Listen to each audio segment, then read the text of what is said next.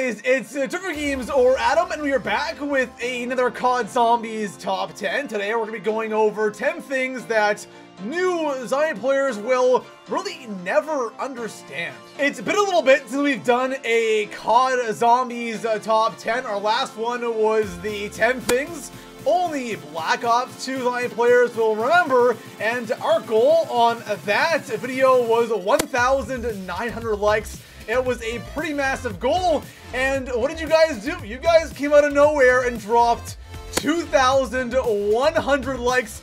You guys are insane. You guys will not fail. You guys beat the like goal every single time. So can we do it again?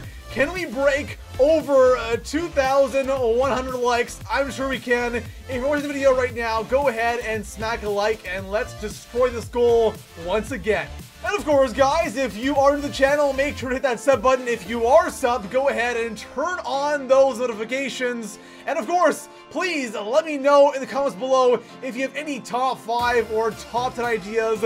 Leave them in the comments below. If you see a really good idea, drop the comment a thumbs up so I know. And if I do use your idea, I'll be sure to shout you out in that video. Now, enough rambling. Let's go ahead and jump into the 10 things new zombie players will truly never understand. Starting off our list here in the number 10 spot, we have Easter eggs. And Easter eggs have changed so much in COD Zombies. And for those of you who started playing Zombies here in BO3, Easter eggs in BO3 are a lot more mainstream, and we kind of know what to expect. We're going to do a bunch of steps that aren't crazy difficult, and then we have a boss fight.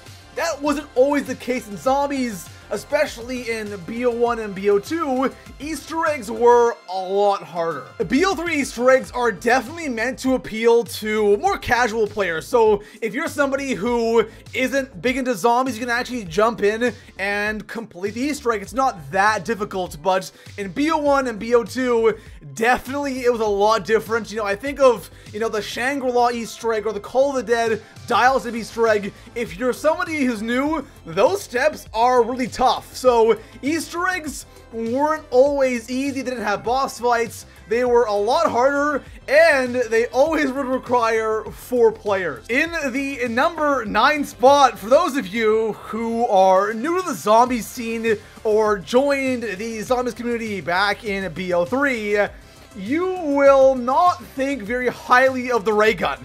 And believe it or not, the ray gun actually used to be good. And I know, guys, the ray gun, what is this pleberito talking about? The ray gun being good? Yes.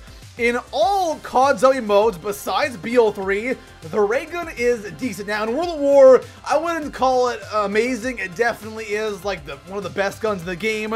In BO1, the ray gun is actually like overpowered. It's so awesome. In BO2, it's great.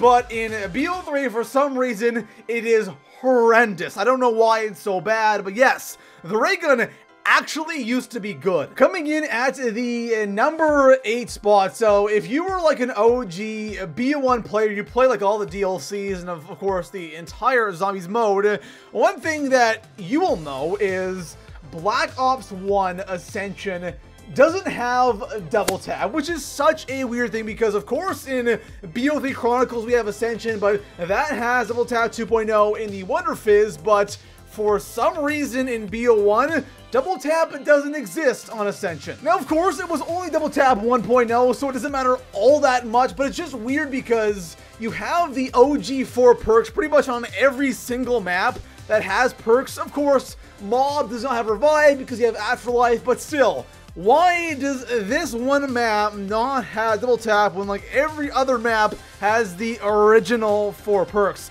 One of those really weird things in BO1 that a lot of new players won't understand. So speaking of double tap, here in the number 7 spot we have double tap, because back in BO1, back in World at War, Double Tap was a little bit different, right? Because now Double Tap 2.0, which was introduced in BO2 and is also here in BO3, it works differently because you shoot 2 bullets for every one you shoot. So a 2 for 1 thing, which pretty much means you do way more damage. But back in BO1 and World of War, Double Tap, all it did was increase your fire rate. Now, it doesn't sound all that bad, but it was a big deal back in World of War and BO1. People would actually avoid the perk in general because when you're shooting bullets a lot faster, and that's it, you waste ammo a lot faster. And a game like BO1 where guns non-papped and papped don't have a ton of ammo,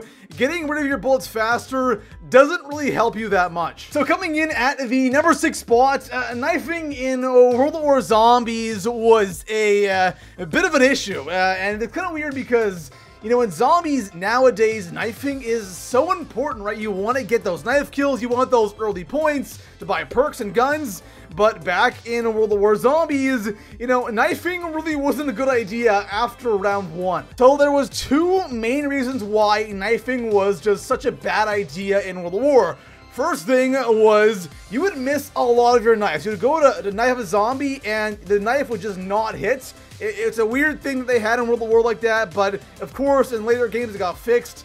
Another thing is the zombies were like really sticky. I call them gravity zombies. When you go and knife a zombie and you hit it and you want to back away, for a second or two, like you're kind of like stuck to a zombie. It's really weird. In World of War, you want to avoid being close to zombies. So, you know, going back now and knifing in World of War, it is honestly a nightmare. In the number 5 spot, this is one thing that only you BO1 players will remember, and that was the death machine. The death machine in BO3, for example, it's godly. Like, you get that death machine, it will wreck zombies, it will insta-kill zombies, it will wreck the Panzer, you know, it's a beast.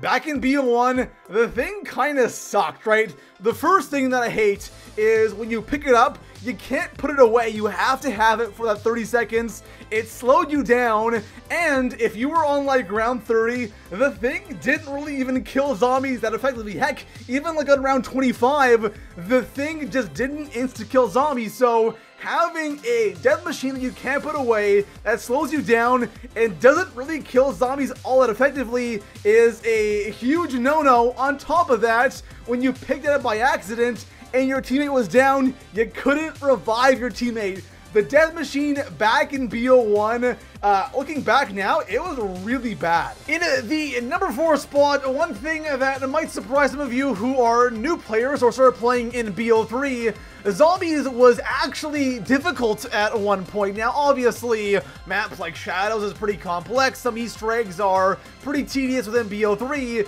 but just surviving rounds in BO3 zombies is not hard. Round 30 is a piece of cake. Round 50 isn't that hard. Heck, even round 100 isn't even that tough in BO3. In games like World of War and BO1, round 30 was honestly an accomplishment. Round 40 or 50 was pretty insane. In BO2, not so much just because wonder weapons were a lot more OP, but still, within BO2, getting to something like around 30 or 40 was still pretty awesome. So it wasn't until BO3 where, you know, around like 30 really didn't mean as much as it once did. Slotting in at the number 3 spot, I gotta talk about camping in zombies, right? Because camping in BO3 is obviously still a thing, but it just doesn't work as well, mainly because of the bosses. A lot of the bosses in BO3, they just disrupt all of the camping strategies. But back in World War,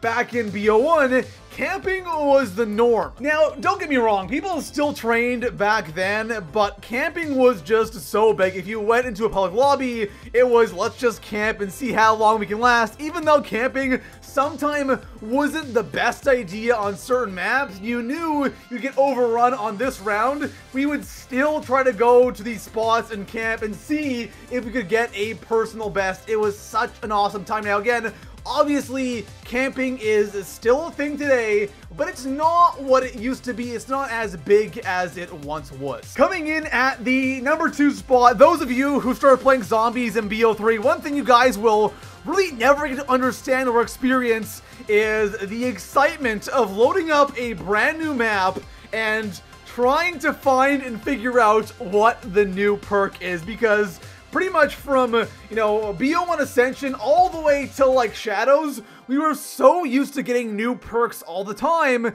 and then all of a sudden after Shadows of Evil, new perks, it's just something we never got. We never got any new perks in BO3 after Widow's Wine. It was honestly one of the most exciting things during games like BO1 and BO2, loading up a brand new map and finding that new perk and seeing what it did. You know, PhD Flopper, Stamina, Deadshot, Mule Kick, Vulture Ray, Tombstone, right? There are so many awesome new perks added to every map, and that was one thing we got used to, and then all of a sudden it just kind of stopped in BO3. So finishing off our list here in the #1 spot, I have to end things off with a real heavy hitter. One thing that was such a massive part of COD Zombies during World of War and during BO1 and not so much BO2 were crawlers, right?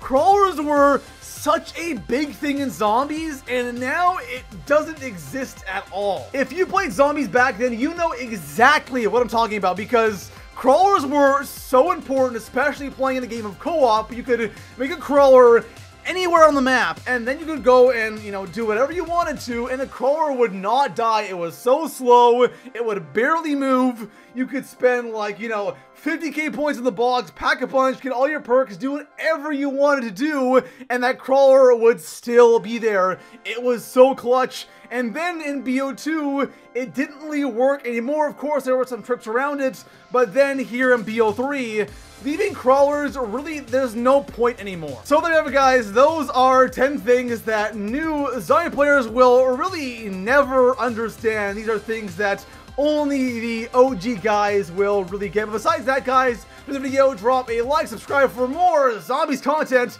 and I'll see you guys in the next one. Peace out.